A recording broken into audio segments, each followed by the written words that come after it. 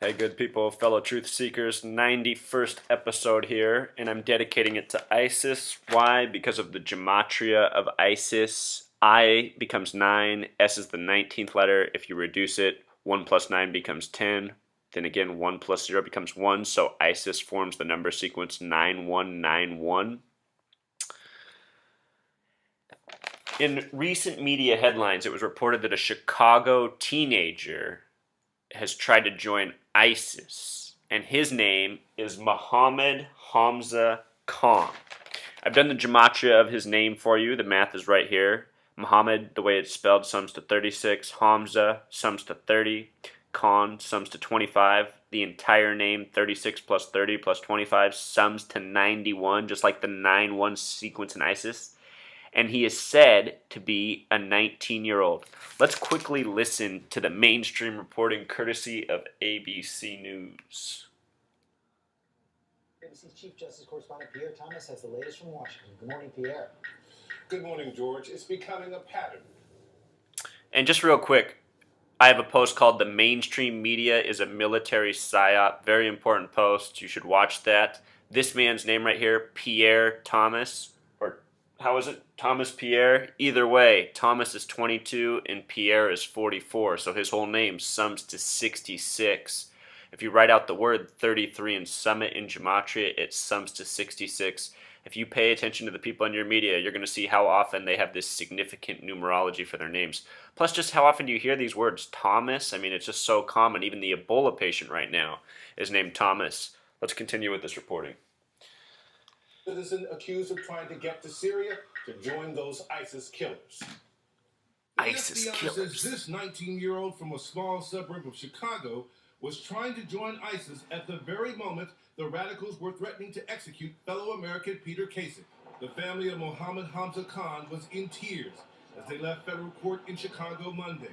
Khan had just been charged with providing support to terrorists. He was arrested Saturday night at O'Hare Airport, trying to board a plane for Austria with a connecting flight to Turkey.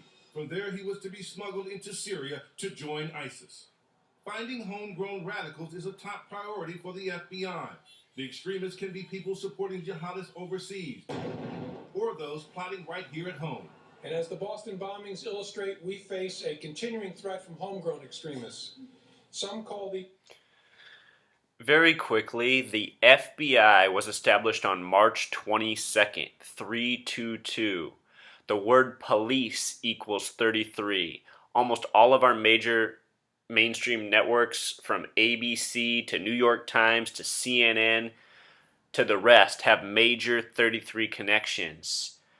Just like so many other things, it's an international conspiracy. If you wonder how these hoaxes are waged against us, it's because it's so well organized. It is so well built around us. The entire purpose of our news media from the beginning has been about steering us as a society in the direction they need us to go. And in the year 2014, we happen to be in what appears to be quite the tragic time. So let's continue. But I think that gives them too much dignity. It's a term I resist. I think of them as lone rats. The allegations in the Khan case make it clear that ISIS is using the internet to effectively recruit inside the U.S. According to the charges against him, Khan allegedly met online an overseas operative who was trying to get him to Syria. Authorities say when they searched his home, they found a 3-page letter laying out his hatred. He wrote, "Western societies are getting more immoral day by day, producing what he called filth."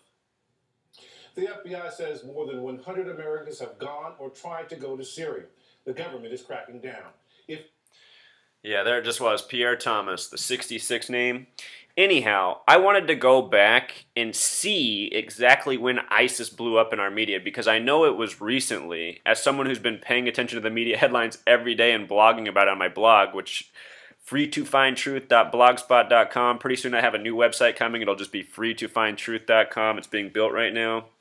Anyhow, I did a video post on the Ebola outbreak. Right now we have Vice President Joe Biden comparing Ebola and ISIS on a daily basis.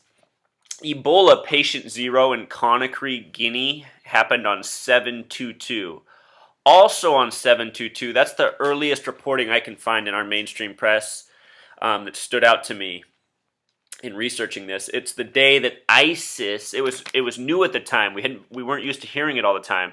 ISIS caused a prison break at Abu Ghraib, the famous prison that's been in the media for multiple reasons. The gematria of that is 42, by the way, just like the words war, sin, gun, new, sick, so many more. On July 22nd, the same day as the Ebola patient zero, the 33-year-old male in Conakry, this major prison break introducing ISIS. The reason they choose the date 722 is it has to do with coming full circle in these endless cycles. Before it was Al-Qaeda, now it's ISIS.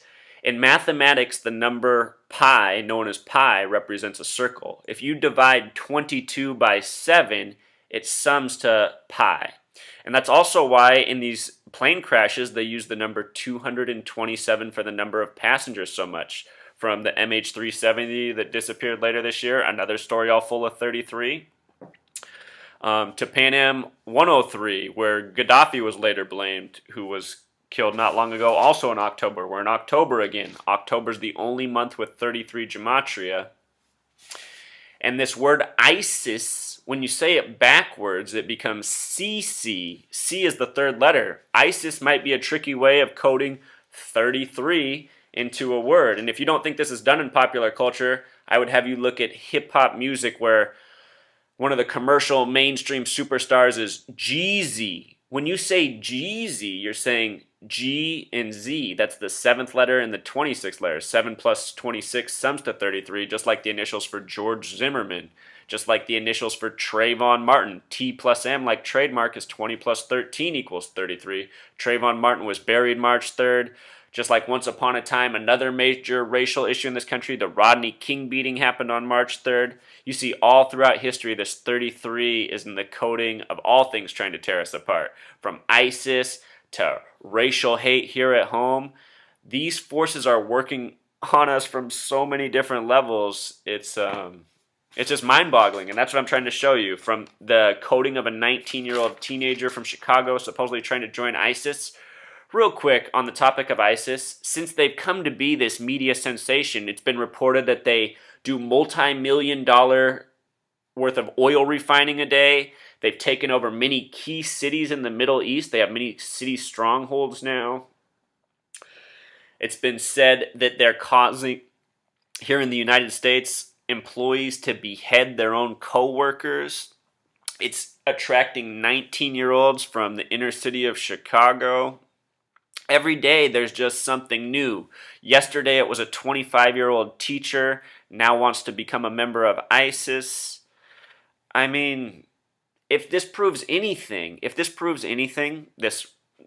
we're to believe any of this, it proves that we need to end the war on terrorism, because what do we have to show for ourselves 13 years into it?